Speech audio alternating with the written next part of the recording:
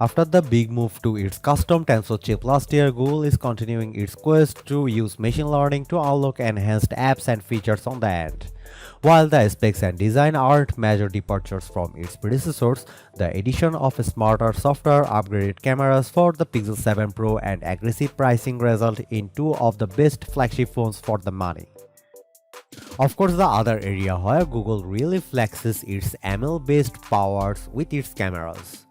In terms of hardware, the Pixel 7 still packs a 50MP main camera and a 12MP ultra-wide shooter, with the Pixel 7 Pro getting a slightly longer telephoto cam with a 5x optical zoom.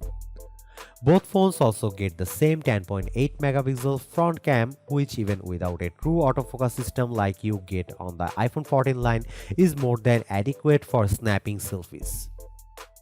Thanks to the Tensor G2, low-light photo processing using night sight is up to 2 times faster, and there's a difference you can really feel. On previous Pixels, I have to wait 6 seconds or more to shoot a pic when it's really dark.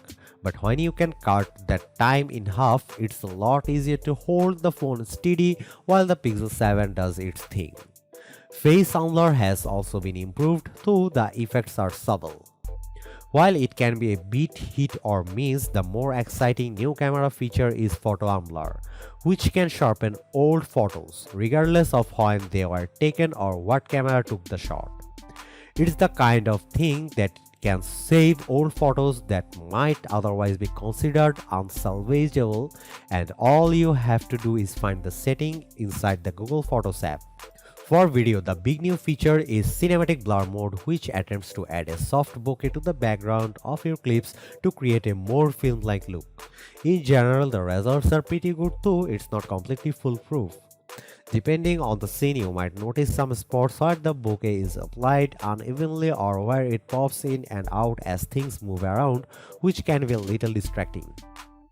As for the Pixel 7 Pro, not only does it get the ability to shoot macro shots using the phone's ultra-wide cam, it also has a longer 5x telephoto lens and improved zoom processing.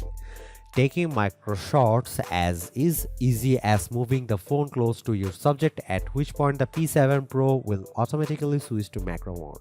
There are no buttons or settings to activate, and the results aren't bad either. Meanwhile, for the zoom shots, the Pixel 7 Pro produced a sharper image than the S22 Ultra at 5x, while also keeping it close at 10x, despite Samsung's phone costing an extra $300 packaging a longer 10x lens.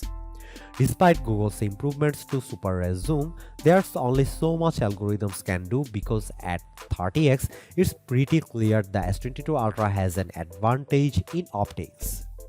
But for general photography, the Pixel 7 and 7 Pro are still in a class of their own. Compared to the S22 Ultra and the iPhone 14, the Pixel 7 line routinely captured pictures with superior dynamic range. This leads to photos with more vibrant colors, less brown out highlights, and just generally sharper details.